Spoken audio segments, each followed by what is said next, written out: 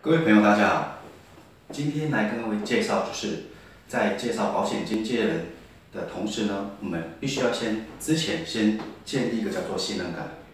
那为什么介绍保险经纪人跟建立信任感有什么关系呢？我来举个例子。大家都有牙痛的经验吧？那请问各位，牙痛一开始通常都是隐隐作痛，隐隐作痛大部分都是一直忍，忍到最后真的受不了了，才赶快什么找我现在旁边有什么牙科诊所，那可能就是你家里附近，或者就是你公司附近的牙科诊所。而这个医生呢，你可能从来没有见过面，那你挂号坐进去，医生就拿起他的电钻，叫你把嘴巴张开。然后大家想一下，当你听到那个电钻的声音的时候，你的心跳开始在加速，会不会很害怕？可是这时候呢，你却愿意就让医生拿起电钻在你嘴巴里面，那个声音，而且其实是很害怕的。好，为什么你愿意可以接受一个第一次见面的陌生人，让他再拿一个这么危险的东西在你嘴巴里面，在里面钻？为什么？你又不认识他，第一次见面而已。好，我们再讲一个，因为你信任他的什么？他的专业啊，因为他穿的医师袍，代表他受过非常严格的医学的一个训练，而且他今天是个职业医生，你放心把你的健康，甚至把你的生命就交给他。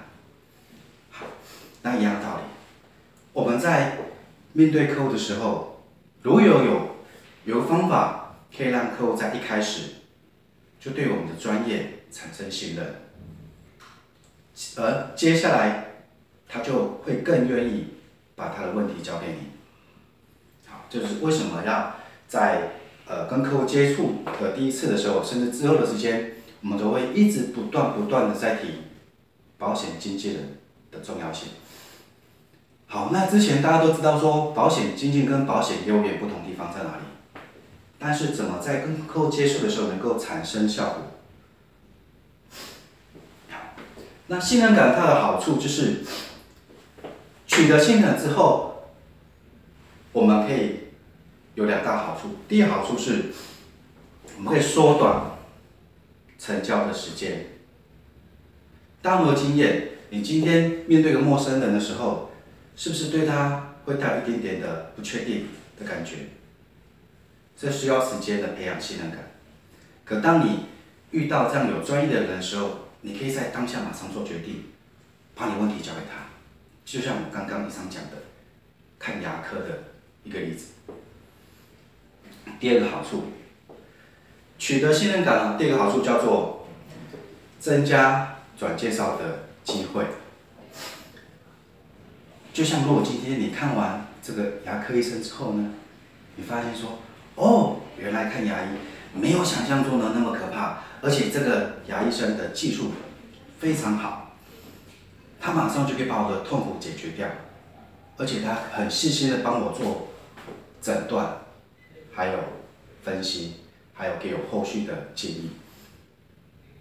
那下次之后，如果我有周遭的亲朋好友有牙痛问题，我就第一个会想到，就介绍这个医生，介绍这家诊所给我的亲朋好友。那这就是增加转介绍机会。那各位好朋友，我们来想一个问题：我们从事医疗工作，有一个至理名言叫做"没有名单，一切空谈"。大家想不想，透过这个系统，透过这个方法，你可以马上就有一个叫源源不断的名单产生。那这个方法叫做转介绍。